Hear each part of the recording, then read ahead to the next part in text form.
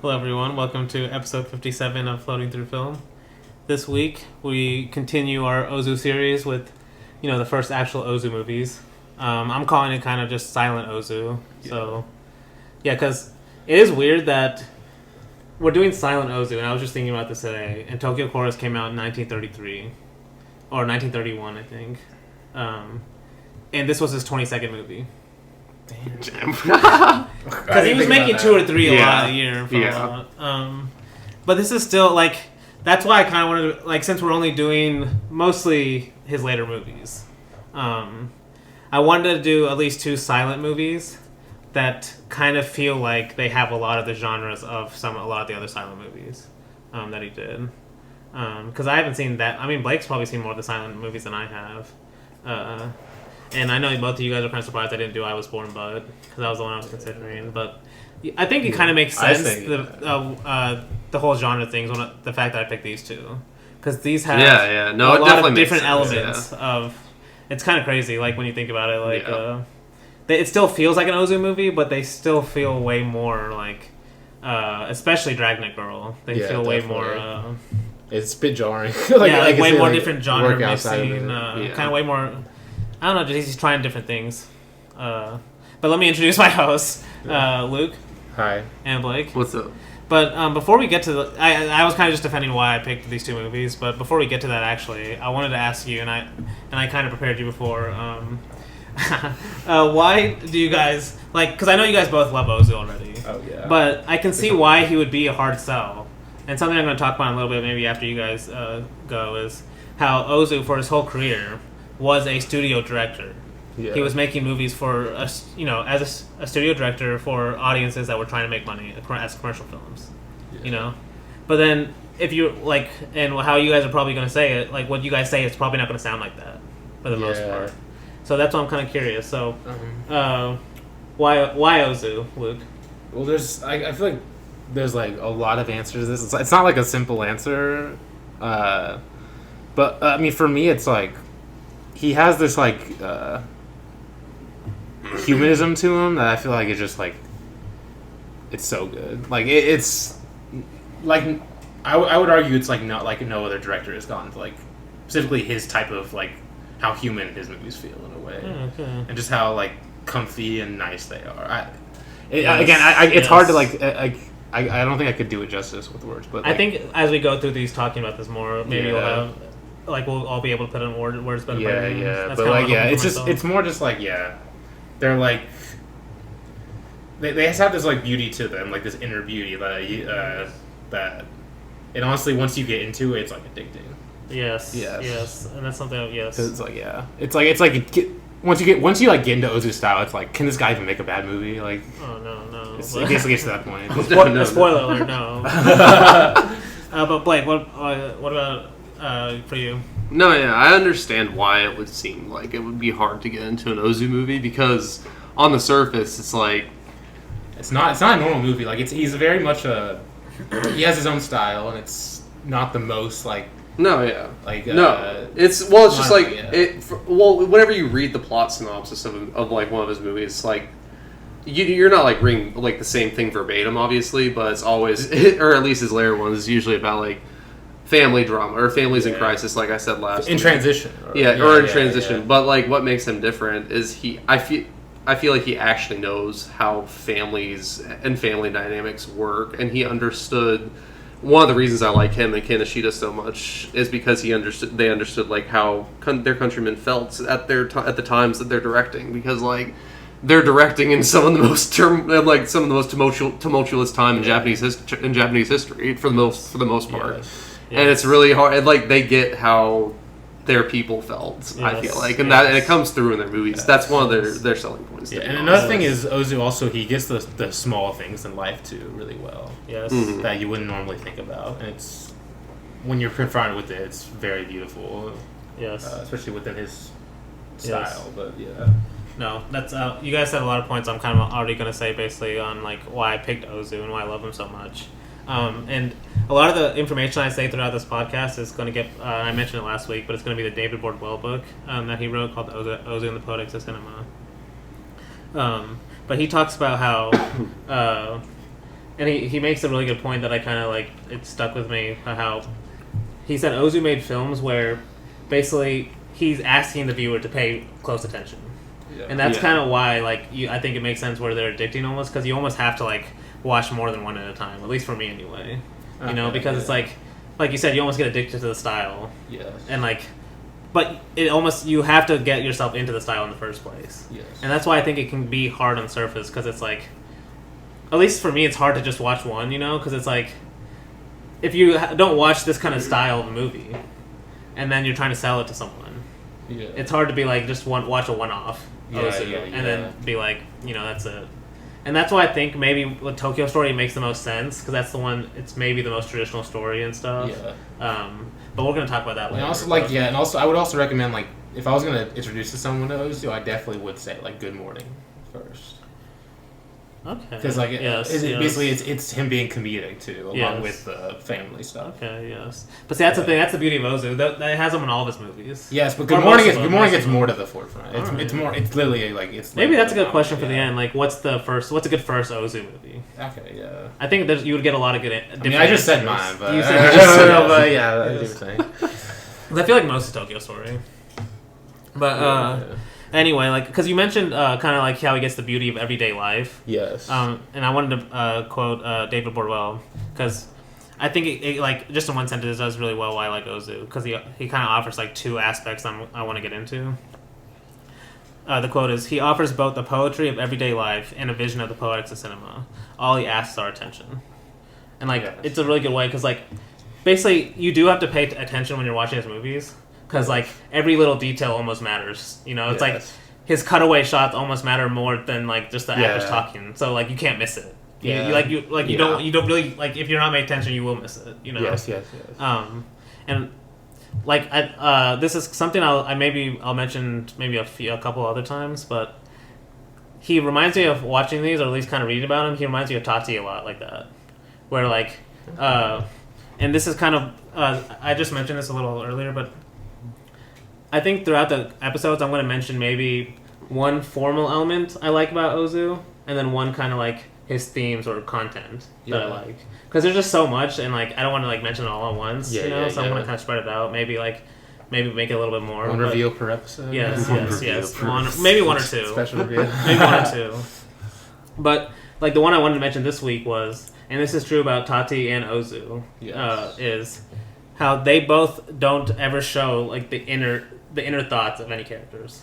Yes. They never show any subjective. It's a very objective camera. Yes. And that and both of them, right? And that means the only way we know the characters is by what they do. Yeah. And with Ozu too, he'll oftentimes have the camera, but a lot of times a character will walk out of the view of the frame, basically. Yes. And that's kind of an important point. Yeah. His frames. He will never reframe for an actor. Yes. So basically, the actors have to fit in his frames. Yes. And so when the frame, when its camera moves, it's always, or when the actor moves, it's always within the frame. Yes. And that's important, like you said, because so when an actor does get up, there's usually a cutaway to a new frame. Yeah. And the actor always fits. Yes. And that means kind of what you're saying, this whole overall point is.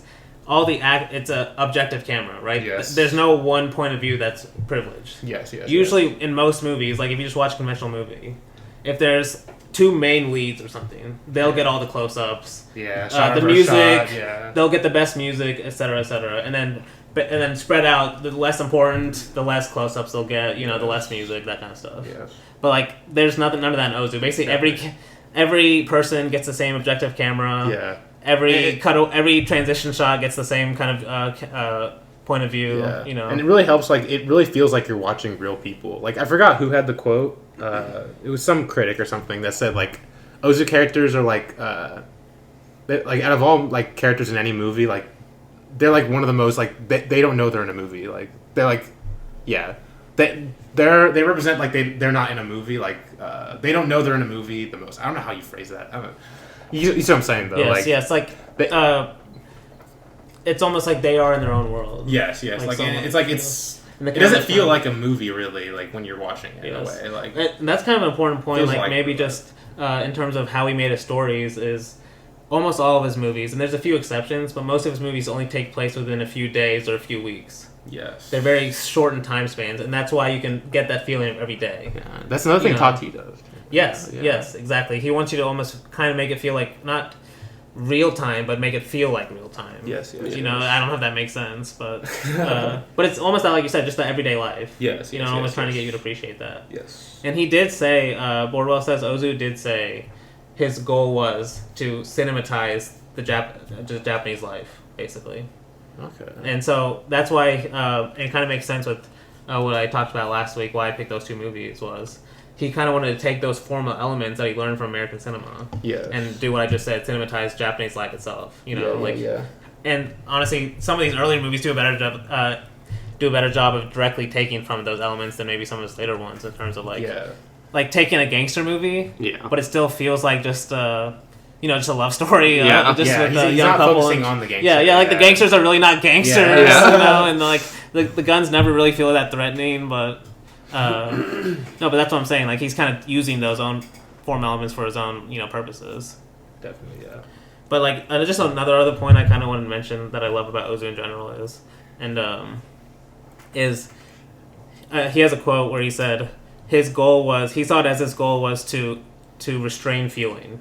Yes. And so that the audience is the one that feels all the emotion. Yes. And so that's why it almost feels like it is objective, because like the camera or the music itself is not selling the emotion. Yeah. But that's why it almost feels more real when you feel it. Definitely. Because it's like it's all you feeling it, not the camera or the music. Yeah, because that's what Bresson does too, right? Because I know he makes you. Characters aren't the one you have to project your kind of own. He makes you have to be the one to feel the emotion. Yep. Yes, connect to it. Dude, because Ozu and Bresson have a lot of similarities. Yeah, I definitely see that. Yeah. Because I wanted to say two sides of this because I thought it was kind of funny.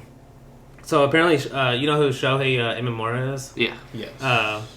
He used to work as an assistant for Ozu, and apparently the reason he quit was he felt like Ozu turned his actors into puppets. Oh my gosh, that's Lee Bresson. Oh, and if you watch an Imamura movie, like his actors are completely different. Oh yeah, definitely. And that's true. That's true with a lot of later Japanese cinema, or at least the new wave Japanese cinema, or however you want to call it. But no, Ozu's like that. Yeah, basically that's kind of like they both had distinctly have an acting style between all the similar, like a very similar acting style for all the movies. No, they do. Yeah.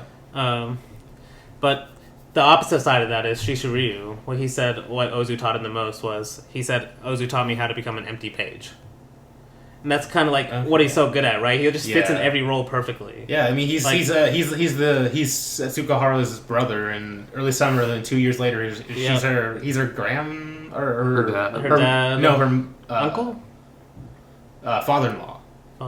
Tokyo Story. Okay. Yeah, it's like he's like basically like grandpa at that point. Like, and then like it's hilarious. No, it's crazy, but that makes sense. Being an empty page, kind of like whatever the story asks of him, like he's really good at doing. Yeah. That's because it's almost like he's anti-typecast just because of the way he acts. Where like in most American comedy or something, just maybe on even a TV show, where the character's very expressive all the time, so that's why they get typecast as that one role, right? Because that's what people see them as. Yeah. But like, I don't see. I just think of his smile more than anything when I think of him in an Ozu movie. His eyes, but it fits in any role. Yeah. But that's partly because he's also good. He also is good at playing like the more like not just like the more like easygoing grandpa. He can also play the like the more cynical characters too, like in Tokyo Twilight or Early Summer. He's not exactly a nice guy, I'm pretty sure. No, yeah, that's the thing. Yeah, he's not always. He can do both, but he stays on that spectrum really well. I feel like. Dude, because I just watched for this Another Silent, Where Now Are the Dreams of Youth. Yeah, and he's like kind of like the jerk friend character in that one. He's so really good at playing on YouTube, it doesn't have any music or anything, so you'll have. I know Blake said you listen to like. It's on Criterion, isn't it? But it's not presented with music on Criterion either. So. Oh, okay. I watched on YouTube. Damn, I don't know. I didn't look on Criterion. I think they have all of his or most of his songs. They don't have all of them, but most of them. Okay. Yeah. YouTube has good quality of them too. Yeah. YouTube basically has all of his talkies at this point. I feel like. Oh, really? Pretty much all of them. Like, yeah. And in color. So if you're listening to this, if you're listening to this, I don't know. That was so random. I don't know why. No, well, I'm just talking about that one that you hate. Where they colorized Tokyo Story. Oh, okay. You forgot. You have to explain that. Why'd you remind me of that? Well, it'll be a link in the description. Yeah. No, there will not. No, there will not. Oh my god. Nah, I think I saw like a Chaplin one on YouTube once. Like.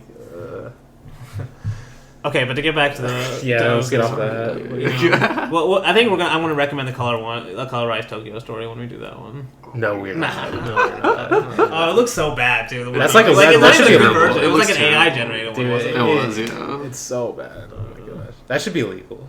Like just straight. Hopefully they took that off. Yeah. They didn't probably. They did probably.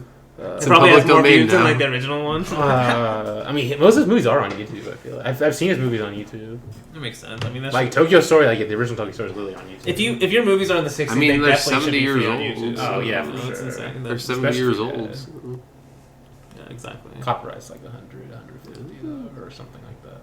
Really? It's 100 years old. 100 years 100, old. I think. Yeah, because Disney. Because Metropolis just went Disney. on YouTube or some. Yes, it's always been on YouTube. Okay, but officially when it's public domain. No, it's officially uncopyrighted or something. Yeah, public domain. Oh, okay. Yeah. Anyway. Okay, but anyway, back to Ozu. Okay, I mean, let me go to because I said I wanted to mention one content thing or like one theme, maybe like what's something to get out of Ozu, really. Yes. And something that Borderwell pointed out that I really think like kind of it almost gives me like almost like how a guideline of how I'm going to watch these, especially these later movies now that we're going to do. Yeah. Is he said there's basically two main themes in Ozu, and they're kind of he said they're like always intermingling almost in like every scene. Should we guess them? Yeah, guess what I'm gonna say. Yeah, that's a good idea. Family.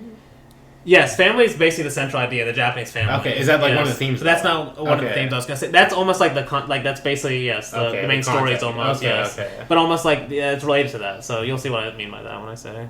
Like intergenerational modern. Yes, that is basically related. Yes, you'll see what I mean also. But basically, I'll just say it because you'll see it'll connect, make more sense. So he said the two themes are basically the recognition of the past, or memories. Some kind of recognition of past. A lot of times it's like just a mention of I fought in the war in the past or something. Yeah. And then also with the impermanence of the present. This kind of just there's always this present that you can't hold on to no matter what. Change is going to happen. Change is going to happen, and none of us can help it. Yeah. And there's basically all these two ideas basically in every scene almost. You can almost see it in every scene when you think about it. So it's Ghibli. Yes. No, I'm just actually not. I don't know. Ghibli, there's a lot of just action scenes and stuff too. Like I don't want to say every scene, but Miyazaki's really like Ozu. No, but Ghibli's a really good point because.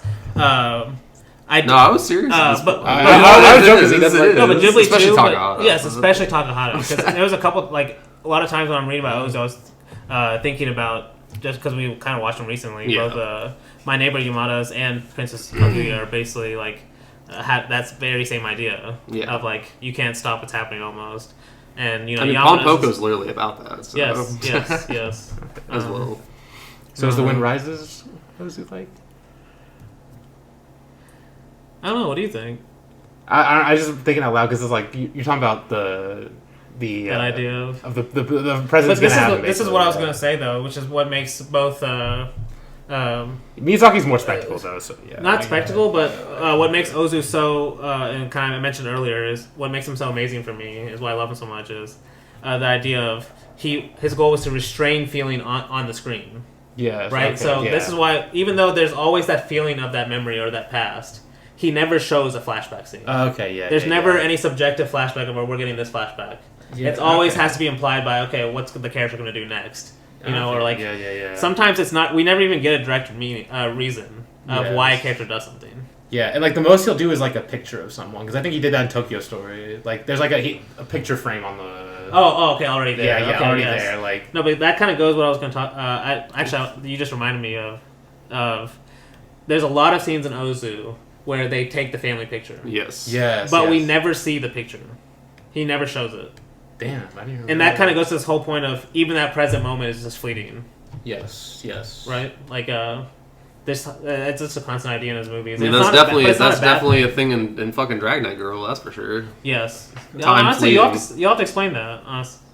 We can wait, or just do it now. Just like there are so many shots of just clocks winding in Dragnet Girl, and that's literally what that classic. means. That's staple. And that's honestly, we can go to the movies now. It's a good transition because you can already see a lot of Ozu's kind of style, like you just said, a lot of his elements in these early movies. Yes. In these early movies.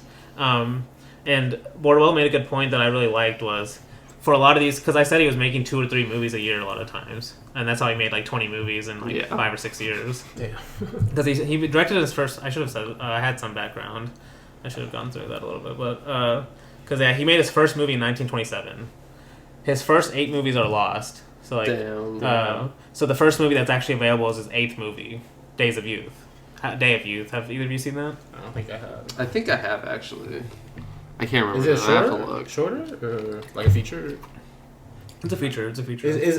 I know I graduated, but is like I graduated. It's a part of a larger feature. movie. It's a feature, but most of it's lost. Yeah, most of it's lost. I wonder if that's part of the first 8. It fucking 7. sucks, honestly.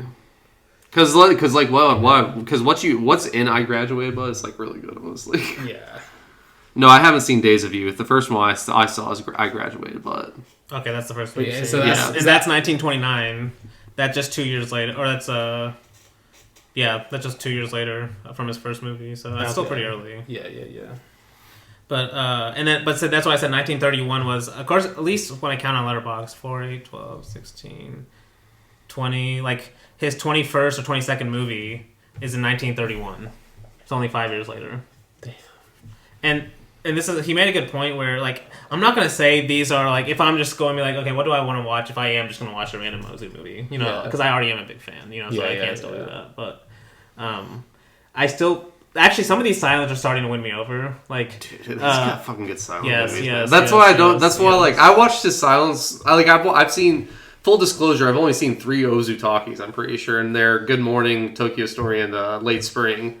And I've seen a lot of his early silence. I don't understand the hate they get, honestly. But that might just be because they don't get hate. They just don't get watched. Yeah. They just don't get watched. They don't get watched. I think it might just be a testament to how good his talkies are, honestly. That's what I'm hoping, honestly. Because in a way that like it's. I mean, I'm definitely would be more likely to watch a talkie. Like, there's definitely some silent movies I would definitely want to rewatch. Like, I Was Born Bud and like A Story of Floating Weeds, but his talkies, I feel like there's something about him that's like they do feel like he's honed his craft more. Yes, he feels more matured as a filmmaker, I would say. See, that's the problem though. That's where I would disagree. And that's kind of what I was going to say is like, or what Bordwell points out is it's not that he was, because a lot of people might just say, oh, he was evolving as a filmmaker. And to a certain degree, maybe he is, like, in terms of, the first thing you think of Ozu, you're thinking of, like, just how perfect he's become more subtle to me, I feel. He definitely does. That's the main thing I noticed. He hones his craft, it's more just, he's more rigid in his choices and everything. But that's kind of what I was saying about these early movies, and maybe we'll have to come back and just do an early Ozu series or something, but maybe a mini-series because cool. There's also he has a lot. There's also talkies we're going to be skipping over. So there's a lot of talkies. Yeah. No, but what's the benefit of these earlies is, at least watching these 3 and the few I've seen, is it's not that he's evolving, more that he's just trying out different things. Yeah. And he's like, okay, what kind of genre fits in an Ozu style? He's experimenting. Yeah, like the Ozu clocks fit, but they fit in an Ozu movie, but they also fit in a gangster movie where there's time running out or something. Yeah. Like the same with the reflection car shot in Dragnet Girl, where it fits both as an Ozu shot and as a... Like, it makes sense for both. And that's what he's so good at doing. I thought it was so funny how he posted it to Twitter and then a few hours later, sends in the chat. I do. Crazy, honestly. I was like, guys, I get it. Like, it's a good shot. It's a fucking amazing shot. It's like it's just funny, honestly. No, it's a great shot. Okay, but we'll get to Dragnet Girl. Let's start with Tokyo Chorus. So basically, why I picked Tokyo Chorus. Because I hadn't seen it, too. This is the first time watching it. Yeah. So I basically... both these are first-time watches for you. So. Both these are first-time watches. And the reason I did that was because all the last 6 I'm picking are ones I've seen seen multiple times. Yeah. So, except for Tokyo Story, I've only seen once. But I don't know if I should have admitted that, but Yeah, I just like other Ozu movies that's better. But Tokyo Story is amazing though. You don't give enough. I think I'm gonna like. I'll like it more. I still liked it when I watched it, but it's just I haven't had. You haven't seen very. You seem it. pretty apathetic about it. I don't know why, but I haven't had the desire to rewatch it as much as the other ones. Yeah, okay. But I guess we're gonna see that next week because. And the reason why I wanted to pick 2 I haven't seen is the next 6 that we're doing is I've seen, I've already seen. Yeah. So I kind of want to do at least ones that I haven't seen, not just for that kind of bias. And I wanted to go more off, a person way more informed about Ozu than I did. And the way he described Tokyo Chorus as a mixing of college comedy, salary man film, and domestic drama. Yes. Those 3 mixing genres. Basically, and still fitting it into the Ozu style, basically, almost like conforming it to Ozu style is what makes this movie so good too. Because you get like, I know Blake has probably seen a lot, and maybe you've seen a few. Is like there was definitely a genre like of the salaryman film, about the. No, dude. Like whenever I was watching this, there was a scene where he's walking around, and the mom and the kids see him, or the mom and the kids see him like walking with the holding the sign with the guy that he's basically having to get money from because he's poor. Yeah. And they're like, and the kid's like, I think that's my dad. And then she's like, no, he would never do something like that. I'm pretty sure there's a scene just like that in like the Hao Xiaoshen collaboration with a couple other Taiwanese directors. It's called The Sandwich Man. Because that's literally about like a dad like having to like carry around signs like that to feed his family and shit. It's like, honestly, no, but that's like because we're gonna get to it because there's a scene. A little later on, that reminds me of a different director, and he might have actually got it from Ozu. Like that I'm thinking about it, but I think it'll make sense when we get to it. But I wanted to mention maybe some just like why I picked it more in general is because this is a theme, at least in the silence I've seen, and it's definitely an Ozu theme. Like honestly, throughout his career, but where he parallels how children live to what it's like to work at a job, and you kind of see like almost the parallel of their lives. Yeah. And this one you see this too, like literally from. I was kind of thinking about this, like it's not 2000. Basically, it is in my mind. It's 2001 level jump cut of of the time jump of when he's in school to like he's in school, and then all of a sudden it just cuts to like now he's working an entrance job with 3 kids. Yeah, it's like. Because it's like it feels so true, but it's like the most random thing you can cut to. That's it's funny you trailed it to 2001 though. That's so funny. It's like an opening scene, and then all of a sudden a huge time cut. Yeah. I see what you're saying. And it's almost like random. Like it has no it still makes sense timeline wise, but like logical. Like in most films, it would make no sense. But like, why go here? No explanation. Just he's at an. What was it like 10 years later or something? No, he's working at an insurance company now. No, but wasn't the time jump? Didn't they say it was like 10 years or something? It might be like 10 years. Yeah, I don't remember. It's so funny because it's like hilarious, he's kind of like the class clown. Yeah, the class clown. Yeah, and all of a sudden 3 kids working at an insurance company. It's like, oh man. But no, he's definitely like. And he's definitely very self-aware. Like he knows what he's doing. And I think I mentioned this last week almost about like the kind of just the idea of over narration, like where the camera feels objective, but it still feels like it's still telling you a lot. It still feels very like everything's framed perfectly. Yeah. Like it's still very painting like Yes, okay. At the same time. He has like his camera close to the ground and everything. Like he. Well, I should have said that. Like. Ozu's famous for the low angle or low camera. Yeah. And that's actually a distinction I kind of want to make. And when he pointed this out, I wanted to like, it's a good point. And now when I watch Ozu, like this is all I'm seeing now is Ozu's camera is basically it's not low angle. It's not a low angle in terms of when you think of a camera looking up. Yeah. It's always looking straight. Yes. But it's always low. Yes. Like it's always between halfway and 2/3 down on the screen. Yeah. And it's always looking straight. Yes. So and it helps also like specifically when he has like dinner scenes because in Japan of course they sit like kind of on mats on the floor, so when they're sitting down it's still like you still very much feel like you're in it. Like. Yes.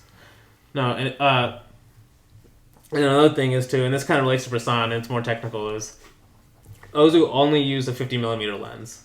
Yes. And that's also the same with Bresson. Okay. Only a 50mm lens. Damn. And that's because like they wanted basically every image to look the same. Yes, and the whole image is in focus too. Yeah, basically. Actually, some like Tokyo Chorus, he starts doing in Dragnet Girl. He has some shots out of focus. Okay, but like for the most part, yes. For the most part, though, yeah. Yes, more Yes, mostly all of it's in focus, but more importantly, he lights all of the frame. Okay, yeah. Background, front ground, it doesn't matter. And that's why everything feels almost even. Like, if you see an actor, but also in the foreground, just like a bottle or something. Yeah. They'll be lit the same. Yeah, there's no, like, scary guy in the shadows. Yes. Yes. But actually, Dragnet Girl has some. That's why these are so does. That's why I was saying with more. I'm more talking about the. Yes, you're right. That's a great scene. Yeah. Yeah. Damn, if I can find this quote. Okay, yeah, here it is. And dude, this is kind of like why I love him too, because I mean, I don't know if you guys know this. I kind of like photography too. Yes. And I mean that all of these are connected in a lot of ways, because that's why I lean to filmmakers that are more like, I don't know, painterly like, maybe pictorial, image based. They care about everything in the frame. You could screenshot any Ozu frame and it look good. Yes, yeah, kind of, yeah. But it's more just like even the style that comes along with too. Yeah. Well, I mean, you have to be more slower. All film is just moving pictures. Like that's literally all it is. So.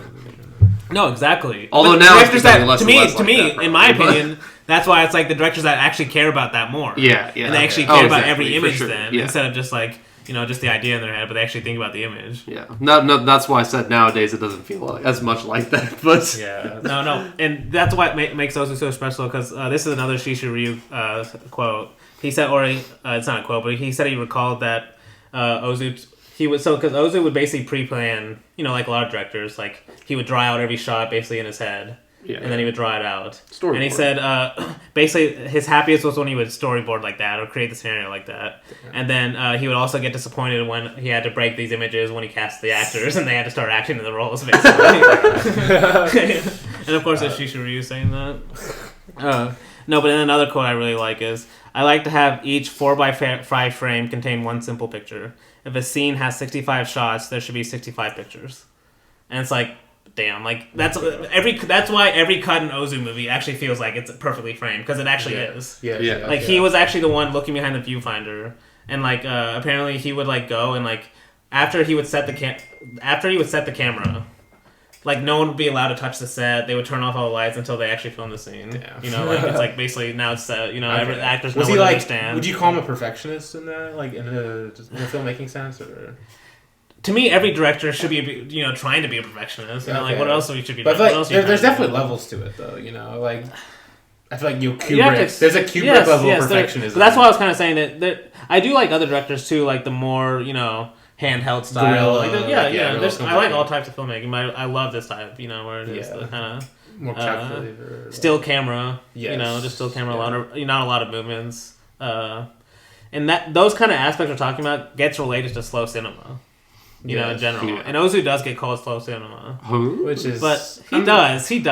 He has... People call his movies slow, for sure. Have they ever watched a slow cinema movie? Usually it's dumb people. but you're actually kind of making the point I was going to make is Ozu's cuts are actually really... Like, he actually cuts a lot. Yeah. Compared to, a normal slow movie where it's more long takes and stuff. Yeah. I mean, and he'll like... Usually when people are talking to each other, he'll just like... cut between their faces, basically talking to the camera a lot. Yes, but this is also an important fact I want to mention is he will never cut away from a person while they're talking. Yes. Which is also really important. So basically, when an actor is talking, they get the whole screen all the time. Yes. And then he cuts away when they're done talking. Yeah. And like, if you think about it, like honestly, when I pay attention to that, now when I watch other movies, when you see like someone talk and like.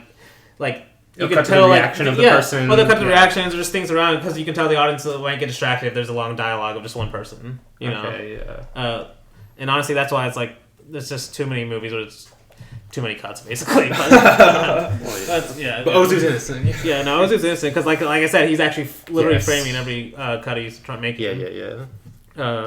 But honestly, we should probably get into the movies too. I could just talk about Ozu in general, and we'll talk about more in other movies and throughout the movies. Well, Tokyo Chorus. So, have you guys seen an Ozu movie even like this in this kind of genre before? Yeah. Yes. Would you say? Well, the thing is it's like, well, yes, it has. It definitely has portions of I Was Born Blood, but it's like the college portion of this kind of like I flunked Bud. I know you haven't seen that one, but like that, like it feels like it's through like kind of what you said. It's like three different types of movies, it's that college movie, it's the family drama, and it's the salaryman movie. Yep. Like in the first, first 10, 15 minutes. Yeah, so there are portions of a lot of movies in this I feel like that I've seen from other Ozu Silence and just some of the three talkies I have seen. Yeah. And that's kind of that's why I wanted to pick these two movies because, like I said, I wanted to have it has portions of all the other ones. Yeah, to some degree. But what about you? Because I know you've seen more, just the later ones for the most part. I mean, it's hard to say. Like, I was born, but I kind of recognize some. I would say like what I found most interesting about was less about that and more just about how like depressing it was.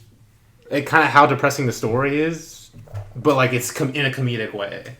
He literally is losing his job, like having a family. Like it's low-key depressing as hell. But Ozu's framing it in a really like funny way. I was thinking like, is there like a Ozu movie that does that? I was trying to think like.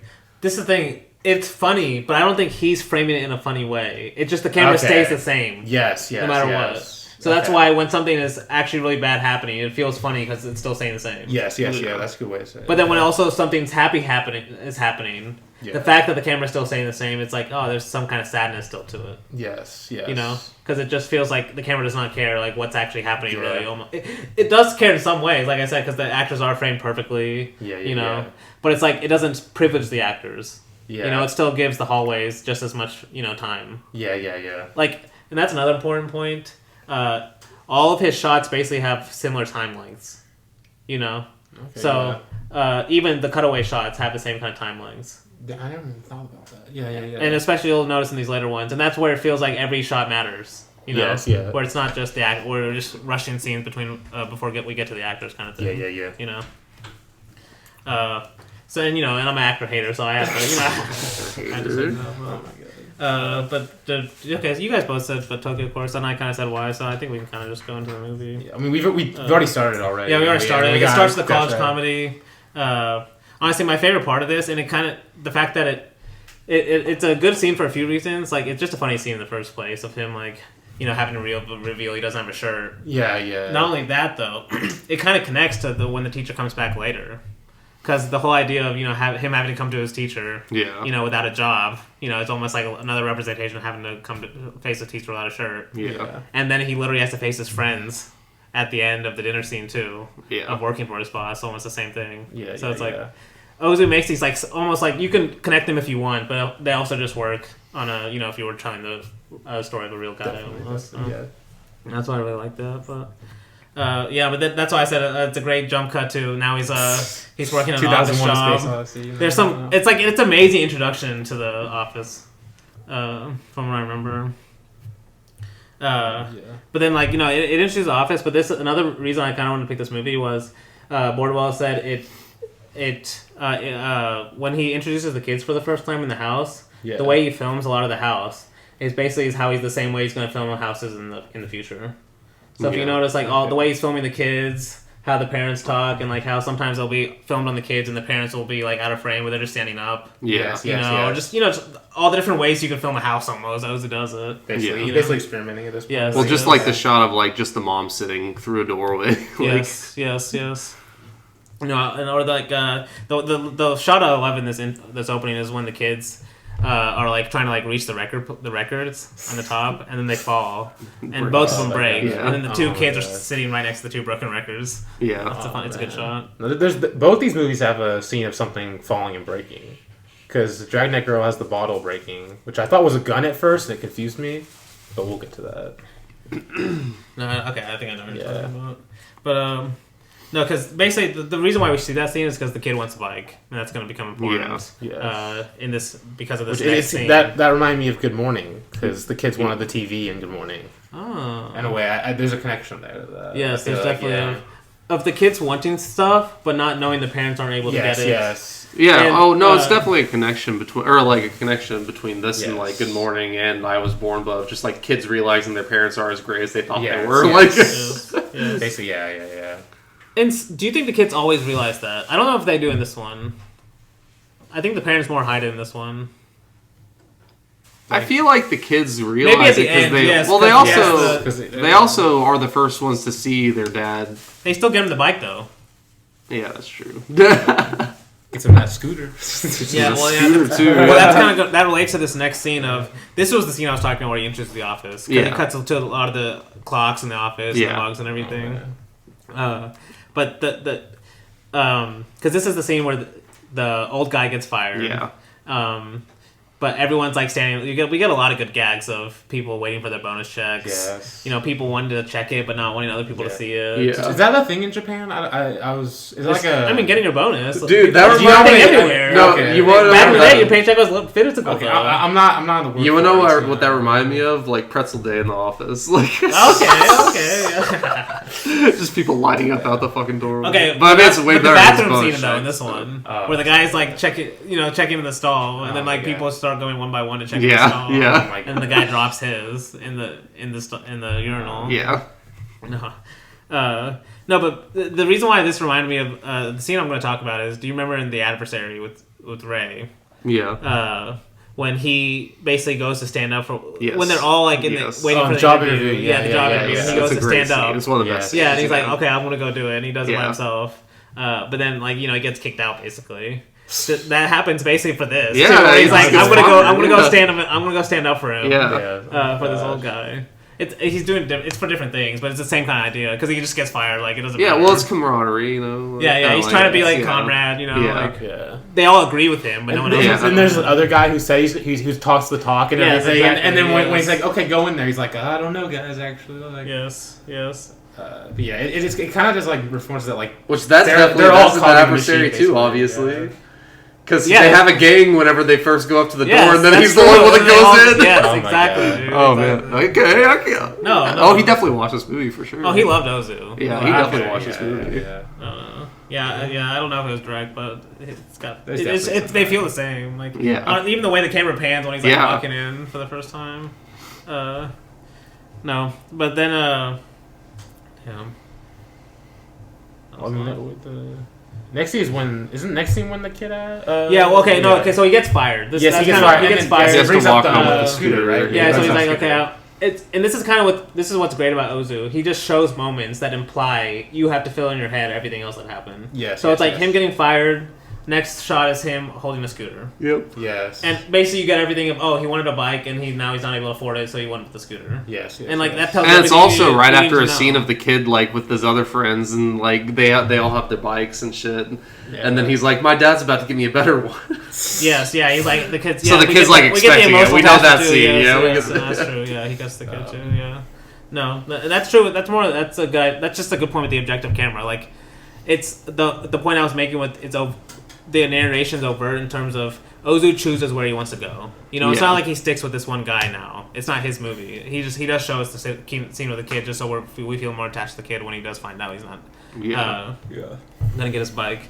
But the whole honestly, this is maybe one of my favorite scenes in the movie is this whole scene of the parents having to basically talk about.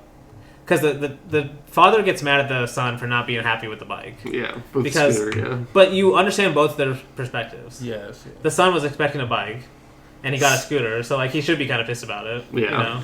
But the father also the father can't tell the son that it's like you can't explain to an 8-year-old that you got fired from your job and now you can't. Listen, son, it was either this scooter we don't eat. Yeah, exactly. No, or if we did get the bike, we're not eating. Yeah. A kid still might choose the bike, I mean, I'll be fine for a few days. But that's the whole thing. And then when the mom comes in and she kind of takes the kid's side in terms of you shouldn't lie to kids. Yeah. And that's kind of honestly, Ozu movies. And just a lot of great movies in general where we talked about Studio Ghibli too. Another point is they don't look down on kids in terms of the camera doesn't. Even the characters really do sometimes. Where we get this moment of the mom being like, she understands the kid's perspective. He kind of deserves a bike. But if you tell the kid you're going to get a bike, you can't come back with a scooter. If you promise the kid you're going to get a bike, with a scooter. Especially when you say you're going to get it. But then the way he gets the bike becomes even this whole idea that runs through Ozu movies of parents having to sacrifice for the kids. Yeah. Because I'm pretty sure he sells something. Does he sell her clothes or her kimonos? Yeah. And the way she finds out too is she basically has to find. She opens her drawers, doesn't see him there. Yeah. And then the kid has a bike. And that's just like a visual example of what parents have to do, you know, for their kids. Yeah. You know? And like, that's why... it also shows how... I mean, I don't want to say it's like... I mean, it is definitely selfish of the dad to just immediately take the mom's kimonos instead of like selling something he might have. Yeah. But yes, but kimonos are also very expensive, so I understand why he sells those. But. And that's actually a good point. Like, if it does feel selfish, like, just why would he not tell her that? Yeah. But then when we see, like... Because she also goes and sells her kimonos at some point in this movie, too, doesn't she? She takes more out and goes to sell them, I'm pretty sure. Because I know... Because they're struggling still. And she's also looking... That's when she's... That might be whenever they see the dad for the first time. No, what they see is when she's actually looking... She says she goes to visit a friend to get him a job, like a good job. Oh, yeah. But it might be the same time, though. But that relates to... That decision in itself feels selfish, but that now knowing that we know this dad is eventually going to take up a manual labor job, just for his family, and then she's the one who's looks down to him. Yeah, you can see her, like, they both have their selfish moment. You know, which makes, like you said at the beginning, it makes the whole movie just feel more human. You know, it's not taking one side. Like, there's really no blame to go around in the movie. Because everyone has their flaws, basically. Yeah, everyone has their flaws. And there's also a system that everyone's a part of that they can't control. Yes. You know, you can't control losing your job when you try to stand up for someone. Yes. And he wasn't right. Yes. Like, they shouldn't have fired this old guy. Like, the reason they fired him is it's some funny reasons of, like, he's an insurance. He sold insurance. And then the people died, right after he sold them. Yeah. Like, that's just bad luck. Yeah. Like, it's your fault, you know. Yeah. But wait, why is that even bad, though, at the same time? Like, well, the insurance company loses money. Imagine if you sell, like, this person gets $100,000, but they're paying, like, $100 every month, and they're expecting them to live for another 30 years, but then they die, like, 5 days later. But then... The company has to pay $100,000 to the family. Yeah. Oh, really? Yeah, that's what life insurance is. Yeah, you can tell I have not a lot of life experience. And life insurance is usually more expensive than $100 a month. So, yeah. Like, I think my grandparents' life insurance is ridiculously expensive. Honestly, I don't know how much it is. Damn. I mean, it probably depends on how much, like, it's going into it too. Possibly, yeah. Because they have different, We are obviously no one wants to hear insurance. Yeah, no. Fuck insurance. We're too young to buy life insurance. Sure. How young do people buy life insurance? Honestly, I don't know. I guess if you have anything that you want, that you want someone, like, handed down to, then you have to get life insurance. That's true. People with families, People with life. Okay, but to get back to the movie, though, we're at the point where we're at the part where, like, Ozu does this in a few of his movies where, like, a character will just get sick, and in this one it's the daughter, and it kind of just adds, like. It honestly doesn't focus too much. She does get sick. Like, it becomes this is kind of really why he decides he has to go get the job. Yeah. Because, like, his daughter gets sick. Yeah, it's a wake-up call for him. Yeah, it's a wake-up call. And, like, I mean, they need the money. Like, because I think he runs into the teacher the first time, and the teacher's the one, like, giving out signs, And he's like, oh, you're lucky to have a job. I'm still looking for one. Okay. But he's like, he's still looking for a office job or something, a more societally acceptable job, basically. Yeah. But then later he's gonna have to come back to the teacher and take a job under him. But he doesn't know that yet. But that's the whole point. The thing that gets him to that point is not his fault. Yes. It's the fact that his daughter has to go to the hospital and they have to pay the bills basically. Yes. Like, basically this idea of, like, life can do this to anyone.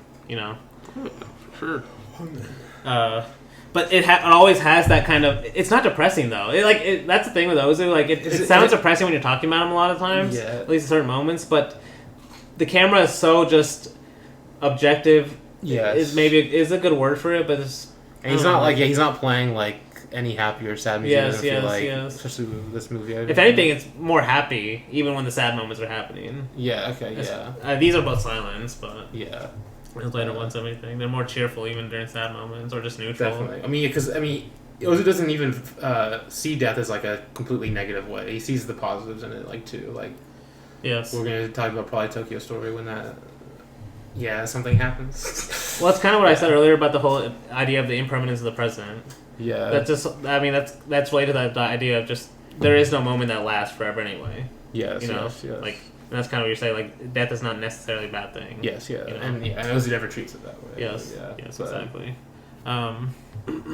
But that kind of, I mean, really, the reason why I said that sometimes he'll just add a character getting sick, because in this one, she gets better. Like, we just got a title card of once on the road to recovery, children get better quickly. Yeah. And then it cuts to the family in a rickshaw coming home.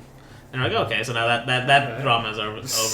Like, you thought, like, in certain movies, maybe even in a lot of Japanese movies, that would be, like, the second half of the movie. Yeah. You know, now the child is sick and maybe she'll die or something. And the character has to work, like, to kind of feed her. But, like, in this one, it's kind of, it can be more relaxed now. She's back to normal. Yeah. So now, this whole last part of the movie of him... Ozu never gets super stressful or anything. That's the thing. His subjects chill. are. Yeah. Yes, but like... what the characters are going through are. Yeah, but he has a more detached perspective. Yes. Lets you to be more objective when you're watching it. Yes. Or at least See, that's why I don't agree all the time whenever people say Koreeda's like Ozu. It's because he's definitely not like that. Like in the way of like he's stressful. He makes you feel very depressed, very emotional. Specifically, he has more swings of emotion. Maybe. Yes, like, definitely more swings. It's It's not an objective camera. We'll just say that. Yeah. But a lot of the themes are similar. That's the thing. No, that's what people call similar for sure. No, but this whole second part of the movie is him getting the job with the teacher, having to pass out signs and everything. Yeah. And like I know you've seen Carmen's Innocent Innocent Love. Yeah, Carmen's Innocent Love. Because I know it's also called like Carmen's Young Love. Carmen's Pure Heart too. Yeah, also, Carmen's Pure Heart. Like There's a lot of English translations. Yeah. But you remember the scene where she has to like wear a rat costume and get a job like that? Like that's what this reminds me of. Rat costume? Wait, what? Yeah, she has to She wear a has rat to wear costume. her and her friend are like going around like these mascot costumes. It's Like, fucking hilarious, honestly. But there must have been something like if you were hanging because out. she gets into a fight with her friend's like ex-boyfriend because I think they see them at a gathering. Yeah, they do. Yeah, and it's while she's wearing this big stupid thing. Like, now do you see? I'm also curious how like. At least I'm pretty sure that's the scene, but I don't know. I know one of them is. I think the friend is wearing something. No, yeah, the friend might be normal, but I think she's wearing something. So. Yeah, then they probably. No, but anyway, that happened to this too, where basically he has to get him in, and that's where you said that scene happens with the kids, and the mom doesn't believe him at first. Yeah. The whole thing of that actually is an important scene of. I mentioned earlier where the mom finds out that he has to work this job, and she's kind of disappointed at first, but. Throughout the course of the scene, they come to this resolution of he has to do it. Yeah, they basically like they need the money. Need the money, but also this is kind of a Ozu theme throughout his movies. Is you mentioned the idea of family. Yeah, that's why to him it's so. And this is just a Japanese ideal in general of just why the family is so important is because that gives you the reason to do all these other things. Like the only reason he's able to withstand that is because of the family. Yes, that's the reason why. It's the backbone. It's the backbone, the central, the location. Yeah. That's why he's trying to cinematize it so much. That's why, it's honestly amazing that for most directors, when you think of what are their best shots, you might think of landscape shots, a lot of wide shots and stuff. Yes. But for me, a lot of Ozu shots are just the normal house shots. Okay. His exteriors are also. Oh, he has some great ones, but it's literally just the teapots are famous. Yes. And I mean, his most famous cut or whatever shot is a vase, basically. A vase, yes. The teapot's a vase. The colors. Honestly, my favorite Ozu shot's probably the hallways. My favorite Ozu shot's probably just the shot of the bottle and floating weeds.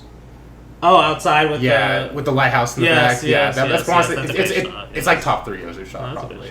No, he's got some great. No, he definitely has some great landscapes too. But wait, is he looking through the window or whatever? No, he's just looking at a bottle. Oh, okay. And it's there's also the ocean in the background, but in the lighthouse. But the bottle's mostly the subject of the frame, basically.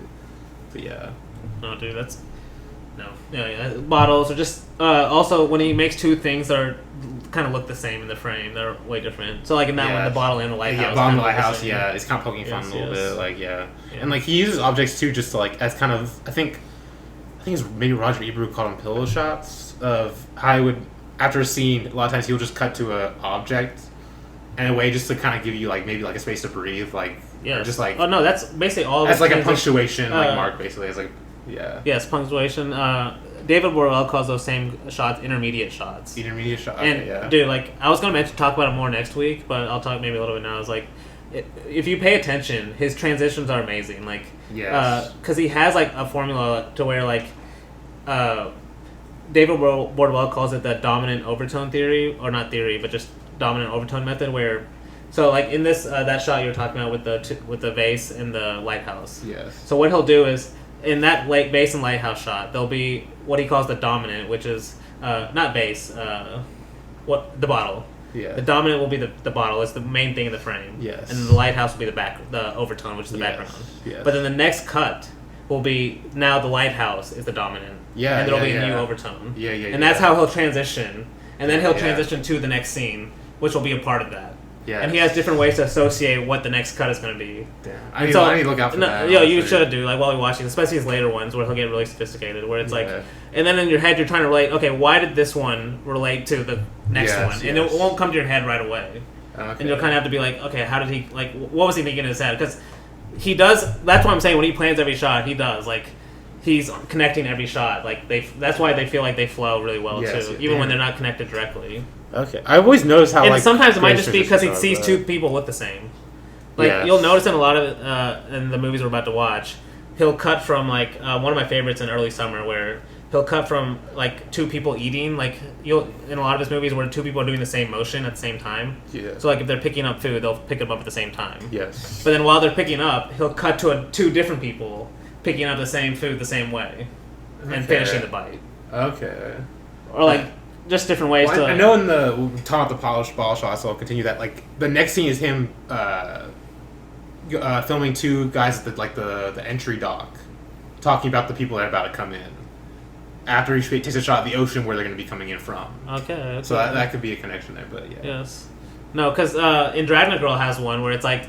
I'm not sure what it means. Like, do you remember where he cuts the pool bar one, or like the place where they play pool? Yeah. But there's a quick shot of like a boat, like a ship, at a dock. Okay. And I'm like, what's the like? Are they? I don't think they're right next to a dock. Yeah. So I'm like, what was the connection there between? Do you think you figured out? I don't know. I don't know. Maybe something like pool is water. That's what I was thinking. I was like, that's a stretch. I don't know. Yeah, it's I'll show you guys after. But yeah, I don't. Just it's kind of like, but that's the thing. There's a lot of moments like that, especially with this pill. That I think it's Donald Ritchie that said that first. This pillow shots. Yeah, I've heard this. Yeah, I've heard it. He likes them as intermediate shots. Yeah. But yeah, it's kind of that same idea. And that's kind of what I was saying earlier, where those shots feel just as important because they're still timed exactly the same as a normal. Yes. Even the shots within the same. Yes. So, but yeah, to get back maybe to specifically to the last scene, because I do want to talk about this last scene. Yeah. Ozu has a lot of these the reunion scenes. Yeah. In a few of his movies. A lot of times they're at the beginning too. Yeah. That's like true. Equinox Flowers at the beginning. Late Autumn's at the beginning. Yeah. It's a wedding, but it's basically a reunion. It's basically a reunion. Yeah. Wedding reception. It'll be some reason for a lot of people to gather around. Yes. But this one, it kind of hurts because it's his friends. It's a funny way where they get to this, where he's like, the teacher offers him a job to pass out signs, and he's like, instead of passing out signs, can I just invite my friends, and that'll be like sales for your company. He's like, yeah, you can do that, but you still have to pass out signs. Yeah. But he ends up inviting all his friends, and that's how we get to this last scene. And it's kind of just, it has like a lot of different emotions at once, which I love Ozu. Like they're all, like I said, they're very restrained, but if you really think about a lot of the characters' positions, like it makes you feel a lot of emotions. And like what I mean by that is, we have a friend who's kind of having to basically work for all of his other friends now. Yeah. He's basically had to show that he's working at a restaurant now. Yes. And the teacher also has to ask them all to pay because he's not doing that well. Yeah. Yes. And then, even though it seems like a happy moment, at the end we find out that the parents are going to have to move out of Tokyo to get a job as a teacher. Yeah. And all of that happens in just like a 10-minute span. It's still like kind of a happy ending. Yes. Still, it's all played as a happy ending. But yeah, it's still like, it still feels like the movie's going to keep going without us. Yes, it's life's still gonna go on. Yes, exactly. It's not like there's any clear resolution. Yeah. It's just like now there's gonna be new problems, but there is some kind of resolution to he didn't have a job and now he has a job at least that he wants. I mean, Ozu's just like, I feel like he's just wanting us to be thankful that for something about life. Just to appreciate it, or just honestly like there's a lot of things you can't control. Yes. Well, it's also I mean, it's like friends also understand. I feel like is a part of that too, because like I'm pretty sure the teacher is saying like this is a night where you guys can just like reminisce like you did back in college, basically. And it's just kind of like bringing them back to that time. And that's also a good. Yeah, it's another emotion, right? Yeah. It's like just they still have that moment, you know. Yeah. That's kind of what I was saying about. There's always this kind of past in a lot of Ozu movies. That's it directly, right? Literally a reunion is, of course, a lot of people are going to be thinking about the past. No, but yeah, no, that's why I picked Tokyo Chorus. It has. Honestly, like, my favorite part, at least the thing I'm going to remember first, is definitely that jump cut of him in college, and then him all of a sudden as working as an insurance company. I still think it's hilarious you compared that to 2001. It makes sense. It makes sense. It makes sense. I'll give that to you. It's just funny that it just came out of nowhere. It came out of nowhere. Like, all right. But let's we'll move on to Dragnet Girl now. Like, let me ask you, what are your opening thoughts? Like, I know Blake. Spoiler. Blake told me he liked it a lot. I'm pretty sure. No, yeah, I do like Dragnet Girl. I know Luke was a hater. So did you change your mind? Okay. Did you change your mind? I watched it like a year ago, and I didn't really remember much because it was going through a rough week. Like in terms of movie watching, I was kind of going through a little slump. But watching now, I still really like it. Like I really like it more. And it's still like I don't love it. There's parts of it where I feel like I don't know. It's somewhat of a bit too melodramatic, or in a way, like it's kind of hard to call. I feel kind of painful to call. Is it mainly the relationship with her, Kaneo Tanaka, the main Takiko? I forget the name of the movie. I think the movie. Yes. Her like basically. There are melodramatic moments of like where she keeps like wanting to be with him no matter what. Yes, yeah. It's just but we'll get to that last scene. I can see what you're saying. But like I mean, I'm not saying it's like awful or anything. No. It is. There's those other parts. It just in general it keeps me from falling. But I still really like it though, especially because as we said before, it's him experimenting with a genre that you would never expect Ozu to experiment with. Yes. But in that experience, it's still like he's not even focusing on the gangsters. Like it looks fucking gorgeous. It's gorgeous. Yes. It's from the silence I've seen. It's one of his better framed and filmed ones. Honestly, we've already talked about the reflection shot. We'll talk about it again. We'll talk about it again. Yeah. No, but what else? What do you like about the movie, though? No, there's this one specific scene. I fucking love this scene because it's whenever they're kind of like about to get caught because like he sees the cops outside the window, you know, and he like ducks down real quick. Yes. But then they jump out the window. Yes. And you just see like flashing lights in their room, and I thought it was a fucking cop car. And then he goes outside, and you see it's just the neon lights flashing, and then he comes back inside whenever I was like, oh my god. No, because I remember that, because you do, when they leave the window for the first time, he hangs on the window because there's a flashing light on it. Yeah. Too. And then he shows you what because I just thought it was cop car. It's like, oh, it's so fucking good. With the one we did with window, it was like he loves the neon lights. Definitely. Neon signs, anyway. But, because I think, you've seen Walk Cheerfully, right? Yes. Because David Wardwell in his book, he says that this was a kind of reworking of Walk Cheerfully story. Yeah, no, Walk Cheerfully is his other gangster type movie. But he says this one is a murkier and less American. No, my review for Walk Cheerfully is like it felt like Breathless, man. Like, oh really? Yeah, it felt a lot like Breathless. At least to me, but all right, I have to watch. Like in just like subject matter, or like kind of, yeah. Well, kind of both, honestly. But no, but one thing I loved about this is, like you said, it is one of his best looking silents. Probably the best silent looking one I've seen. Yeah. So there's a lot of. I know you love. I haven't seen Floating Weeds yet, but that one looks good. Because in this one, there is towards the back half of the movie, there's a lot of time where we spend literally in just one or two apartments. Like their apartment where they're fighting a lot. Yes. But you still get a lot of amazing shots of just the different objects in their house. Like the fact, where the fact that they have a punching bag in there is funny too. But like there's still so much to see basically, even though like there's not that many different stats almost. Because like the dance hall stuff is really good too. Yeah. And then there's I'm gonna in my head at least, hopefully I can do it, is at least point out one kind of object or motif Ozu will have in each movie that he kind of focuses on, and that it will maybe originally might not feel important, but later on becomes an important part of the story. Yeah. And this one is the white coffee pot. Because remember the scene where basically she breaks up with him for the first time. She goes with the boss. Yeah. Yeah. And she goes to his hotel or apartment or something. Yeah. I think it's his apartment. She looks out the window. Yeah. she looks across and she sees the same white coffee pot that they have at her house, and that's when she decides to go back. Okay.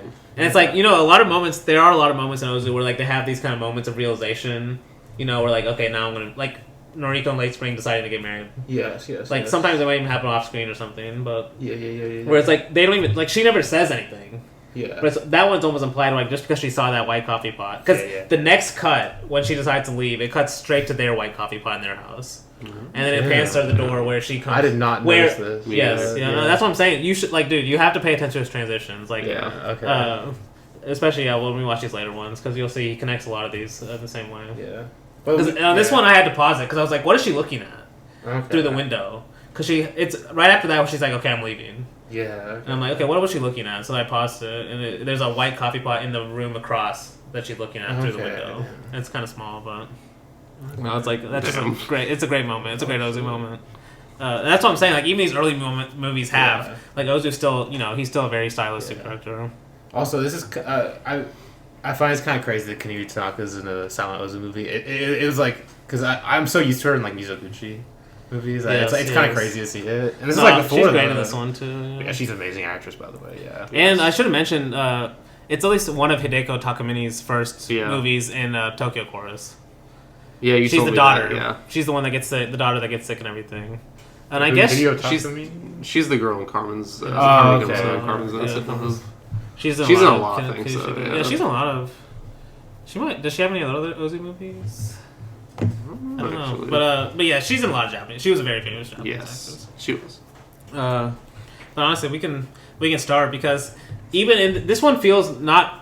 It still has the mixing of genres, but this one feels more like straight. He's trying to make a kind of relationship college movie with a gangster. The gangsters in the background, basically, they're more an excuse to explore it. Like, excuse to get in the situations to explore the relationships. Yeah. Yes, and honestly, like, I can see like, because when I think of gangster movies, honestly, you're gonna think of Scorsese one of the first things you think of, at least in terms of the typical gangster. You know? And like just thinking of how he makes like the way he approaches his characters a lot of times where the characters are acting a role, where like they're trying to convince themselves they are a gangster or something. And you see a lot of that in this, where where there's first Jiro, what's his name? Juji, I forgot his name. The guy the main guy. The guy that's already in the gang? The guy that's already in the gang. Okay. He's kind of the boss, but he's not really a boss because he's living off his girlfriend. I think it's Juji or something. But the main guy basically. Yeah. And like so to the guy that's like wants to join the gang that's new, he's like a huge boss that he wants to be. But he basically, he's struggling with money. Like he even says at one point, he's like, "Why would I box now that I'm just living off my girlfriend?" Yeah. Like why would I? Like he's kind of a loser too. Yeah. But it's like he has to put on a show of being a gangster just because he has other people under him basically. Yeah. And you kind of see that in this one too, where it's like, or that's why I say like a lot of gangster movies have that, where it's like they're almost having to psych themselves up for a role almost because it's like they don't deep down believe what they are like on the outside. Yeah. Okay. But that's kind of I think the overall theme of a lot of the characters in this movie, like even with her too, and that's kind of. And that's kind of like with the ending too, where it doesn't have a closed resolution, but it has more of her trying to convince him that they are going to be a happy couple still. Yeah. But he still doesn't really buy it. Yeah, and and the recruit, he really isn't the typical gangster type. Like when he gets recruited into it, when he like joins them, he's like out here like trying to figure out how to become one, like with like trying to like shop for clothes or whatever. Ozu shows him. Yes. And that's basically kind of like the. No, because I love him. Well, the whole thing with him is his sister's dying, right? Is she dying? Oh, she needs money for something. Well, she needs money because that connects to the beginning of the movie where. He first gets the role. The guy accepts him. Yeah. Wait, what was this? What was it? Do you guys know what Ozu says something kind of funny on the title card when he gets recruited? Ozu has a title card that I can't remember what it says, but I remember it being kind of really funny. I don't remember what it is. It's kind of I found it funny. Like, I don't remember. Okay, if you can find it, I'm not trying to find it because his name is Hiroshi. But why that later scene where he needs money is relevant is because the first scene where he gets his job as a gangster. Yeah. So now he's official, and this kind of goes to the point I was talking about. The first scene is he goes to his sister to borrow money. Yeah. And she has to she gets money from the register. He says he steals money from her. Or something. Yeah, he does say that. He took money from the register. Or something, and that's why he has to get it back from him. But basically, the idea of being a gangster and the first thing you do is go borrow money or steal money from your sister. Yeah. And then it's so funny because even at the end of that scene, he's acting sad as he steals as she's watching him through the window. Yeah. And then right when he gets out of the window's view, he changes attitude and starts sprinting. Yeah. No, but basically this guy's not a good. He's at least doesn't. He's not very. He's young, I guess, but he's just not self-aware too. I mean, he's like Henry Hill or is it he got Goodfellas? Yeah, I know you're talking about. At the beginning of Goodfellas, yeah, he's kind of like that. Yeah, he's very starry-eyed, He sees gangster life as that kind of almost like how someone would view Hollywood or something. Yeah. But see, he never loses that. I don't think throughout the movie.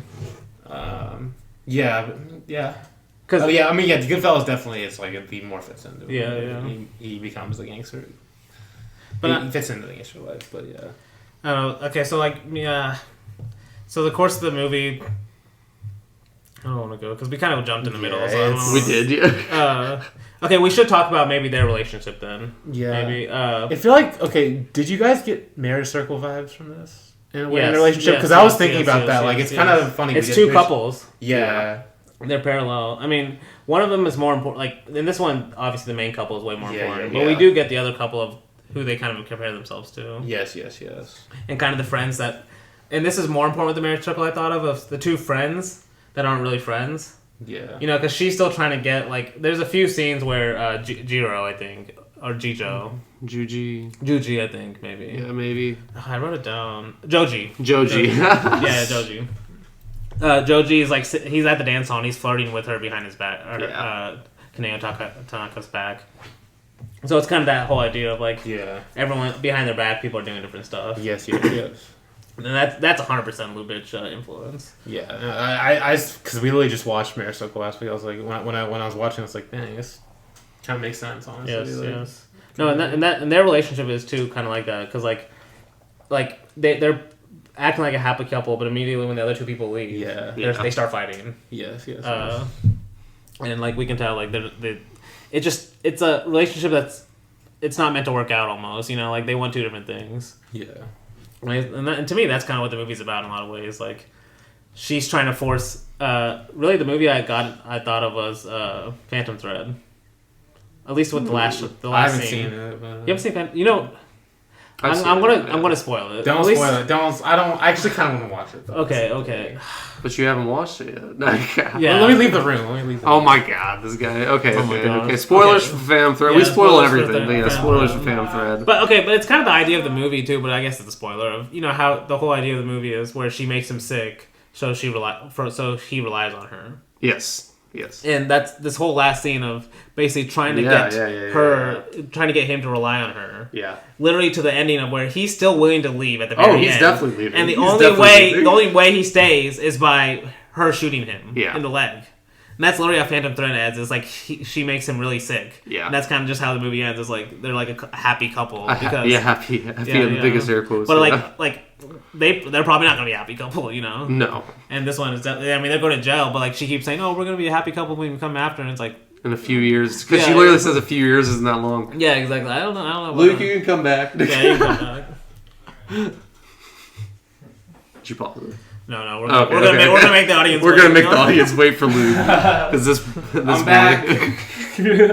We couldn't take Phantom Thread spoilers. Dude, I actually been thinking about watching it soon because I've been watching Altman and PTA's inspired by Altman. So yeah. All right, watch it soon, and then I'll either mention it or you'll have to listen to it again. Okay, I'll listen to it again. Yeah. But maybe the next section I wanted to talk about is this. Maybe the next central character of the movie is the sister. What was his name? Was it Hiroshi? Yeah, Hiroshi's sister. Yeah. Because she kind of becomes a central character of basically getting Joji to think that maybe he could be more than a gangster almost. She represents the ideal of in his mind of, oh, maybe I could be more than this. Okay. You know? And like, and that's why she almost feels offended because she doesn't see that he doesn't see that in her. He only sees it in the sister. Yeah. Which makes it sad because like there's like these little dynamics between the characters that I get when because I watched this movie twice, so I feel like I already know this one a little bit more. And there's like where you don't even get that much, but when you think about them more, you feel like. And then you put yourself back in the situation like, okay, like I could see why the characters might be in different places. And like in this one, the example I'm thinking of is in the record store when the sister's talking to him for I think it's the second or third time they've talked, and she's basically already got him to get Hiroshi to get out of the gang. Yeah. Because she doesn't want her brother to be in that, the happiest kind of life. And they're talking in the record store, and he's like, I'm just a lowly gangster. I can't listen to classical music. And she's talking to him. And she's telling him like, "Oh no, you could do it. Like you're still good enough." Yeah. And it's almost like watching the scene this time. It's like he thinks that she might like him or see him as a romantic interest. Yeah. But like the way she's framed in this one, watching it, it's almost like she's talking to him like he's a child. He's a dog. Yeah. A dog or a child, like almost like a mother figure. Well, no, because I mean, like Victor, the literal like the record company. That record company is literally a dog listening to music. It is, and she's like even a dog. I think there's a line in there in this like even a dog can listen to classical music or something like that. And then there's multiple shots of like look through the window like just like him like with the dog like right there like listening to like a record player. Oh, it's so good. No, that dog's used multiple times. Yeah, it's so good. No, that's a good.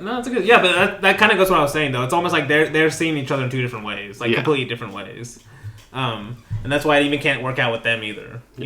So it's like basically because it's like false ideal he has of another woman. Like he can't make it work with the woman he has right in front of him. Yeah. And that's the thing. It's never resolved too, and that's I think to me it's like what makes them feel more real. Like it's not like they end negatively. It's just they're never resolved.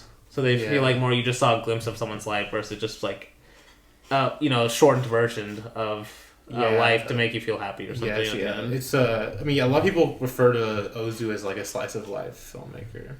Okay. Yes. Yeah. Yes. And I guess that like probably he honestly is that's like almost the extreme version. Yeah. Because like I said, you never really flashbacks or anything. You never get flashbacks. Yeah. There's very few even characters describing flashbacks. Yeah. Yes. And it's very subtly. Yes. If they. Yes. Yeah. It's like it might be like a character listens. We'll talk about it. I think it's an Equinox Flower where like a character will just mention they fought in the war or something. Oh, that's basically all. Yeah. Or like they'll have to say something like they heard this music in the war or something. Like, and then there'll be a lot of silence to where you can tell the character's thinking about it. Yeah, like I mean, a lot of those movies like the dads go out drinking with their war buddies. Like that's a big like part of it. Yeah, I mean, yes. I mean, like Late Spring or Tokyo Story might have been. I think it might be both. I don't remember specifically which ones, but it's like you can feel all that history there, but they never mention it. Yes. They never talk about it. No, that's no.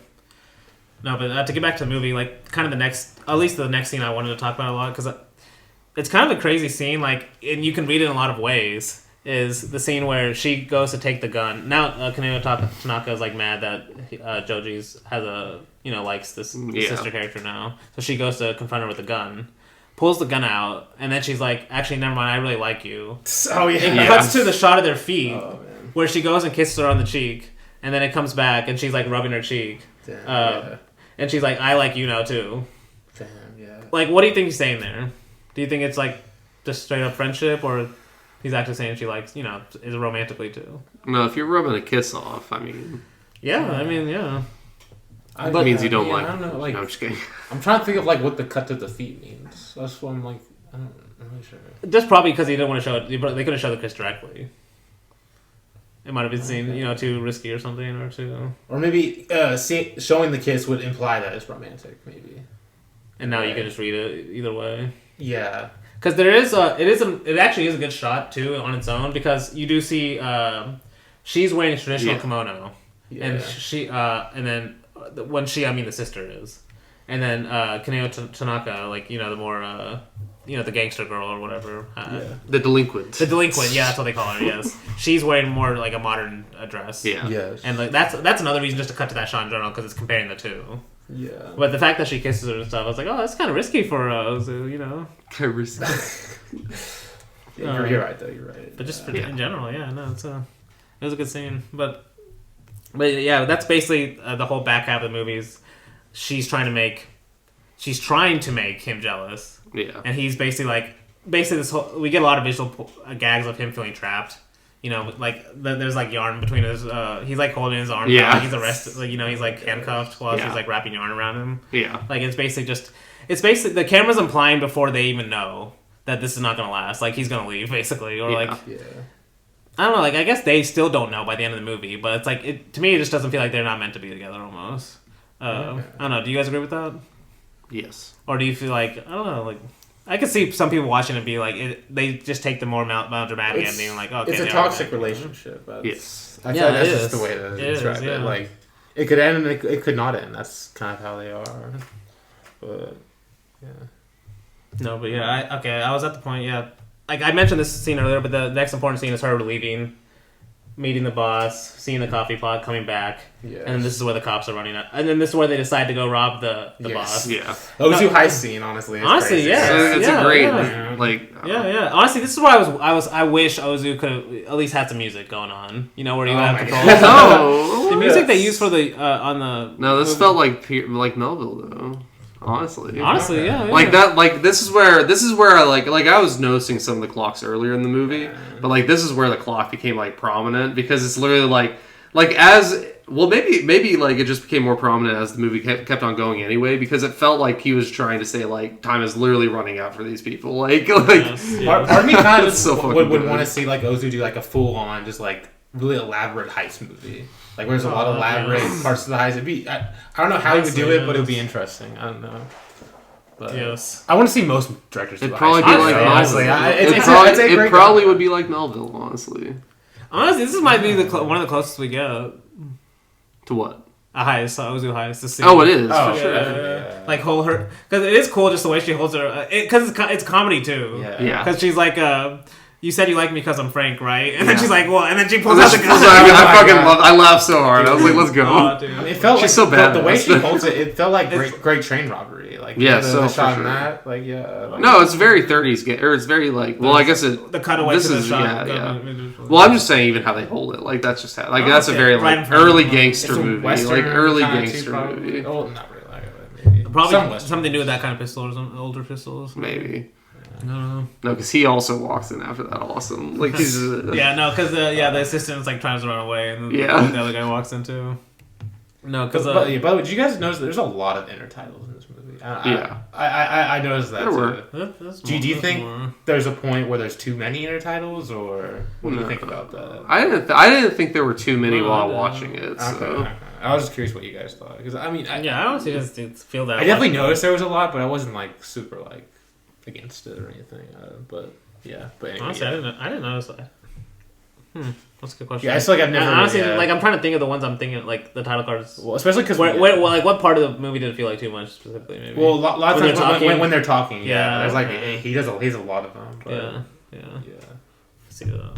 Yeah. But yeah, you can. No, but basically they get the heist and. This is where that shot we talked about earlier with the reflection in the car. Yeah. The fact that he hangs on it so long. It's too. So good, dude. Like that just feels like another shot of just like they can't escape basically. Like it's so fucking good. Like God. No, and then because and then it also kind of points to the whole idea because she's like her whole ideal was we're gonna rob this money and then we're gonna go run away together. Yeah. But then the whole like. Immediately after, his first idea is we have to go help the sister, give them money, give the family money. Yeah. And really, it's because he wants to help the sister because he likes her. Yeah. And so, like, really, right off the bat, like they just robbed the place. They just robbed a place, and he's not even using money only for her. He's still thinking about. Yeah, he's still thinking about someone else. Yeah. The fact that he still wants to help her and everything, and that kind of goes to the one point where he comes back and she's like, "I'm gonna go pack." He comes back and she hasn't packed anything. Yeah. And she kind of just wants to like she basically wants to get arrested almost. It feels like because she does, yeah. Because why do you think that? That's a good because I don't think she ever says directly or anything. So why do you think she does say that directly? No, she says why she wants to get arrested. She says I want to get arrested. Yes. But why do you think she's like all of a sudden willing to just give herself up now? Because she's toxic. She's toxic. No, I just think that's the only way she thinks she can keep him, basically. Yes, okay, that's exactly what I was thinking. But yeah, that's a part of toxic, really, like, think about it, they just robbed this place, and she's, like you said, he's still thinking about her, the sister. And she sees that too. Yes. You know? So it's almost like basically we almost have to get arrested, spend 3 years, and make him forget about it or something. It's her way of getting him away from her. Yeah. In a very, very serious way. Very elaborate way. No, and because she has multiple moments, and this leads to the very end, the last scene of the movie of them deciding to run away. There's multiple moments we get of. Because initially she's in the room and he's like, I'm running away. And she thinks about it. She's like, am I going to get arrested? Yes or no? She's like, no, I'm going to run with him. Then they're on the ceiling. Same thing. So he jumps first and she's thinking about it. Oh, am I going to jump or not? Yeah. Then she decides to jump, which is almost like a bigger step, like she's now jumping off the ceiling. Well, and that's the thing that basically gets them caught because they hear the shingles start falling off the roof. That might be whenever he jumped off. I can't remember.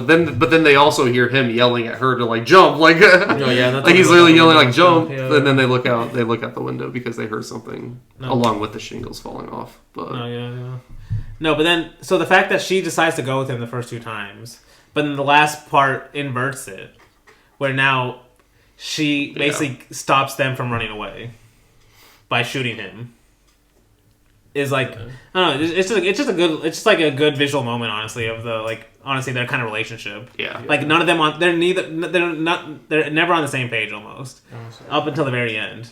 And honestly, the end might be the worst part of like, her thinking their relationship is okay just because she shot him now, and that's the only reason that kept them together. Oh my god! Yeah. And I guess it is like it's just a toxic relationship, Yeah, it's a good reason. It's the same way like when like a partner hits another partner, like it's kind of a sim aspect. Like no, it's just a good a good idea of like as long as there's been relationships, there's been a toxic relationship. Well, for sure. That's for sure. Yeah.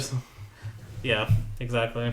But that's kind of what I love, and maybe we can just close with that in terms of ending this week, is what I love about Ozu, and you said it earlier at the beginning of, he has this feeling of, a human feeling, but also a feeling of feeling like daily life, Yes. And that's kind of the thing I don't like about a lot of movies, where maybe even 60-80% of the movie it'll be like we're trying to feel like real life. We want it to feel we want to be real and everything. Yes. But then the last 20% they'll try to undercut it by making it still feel like the excuse will be like, oh, it's just a movie. It'll have to have a good resolution, a happy resolution, or just a satisfying conclusion. Yes. But Ozu does not have he has satisfying conclusions because they're not. They're satisfying maybe because they just end on a very good shot of he has a good pattern of he's been showing you the same mountain every time, and now when he ends on the mountain, it just feels right, Yes, But it's not satisfying in terms of like the characters all of a sudden feel good at the end, the characters aren't like completely like changed. There's no resolution, or maybe there's like just another moment in their life. We just saw almost like you said, literally a random slice of life. Yes. And a lot of or it's a random slice of life based on a big event. Transition, or a transition stage or something. But yeah, like, do you guys have any last any thoughts on these two before we go to his non-silent movies? So why do you think he ended with the cops waving at like they were like, I know they were probably just notifying the chief that they got them basically.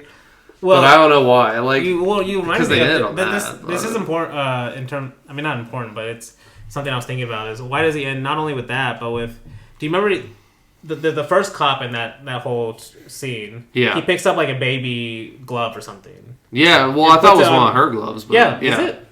I thought it was one of her gloves, but I'm not sure. It might be, but it's never said. Yeah. And so if it is one of her gloves, was she pregnant?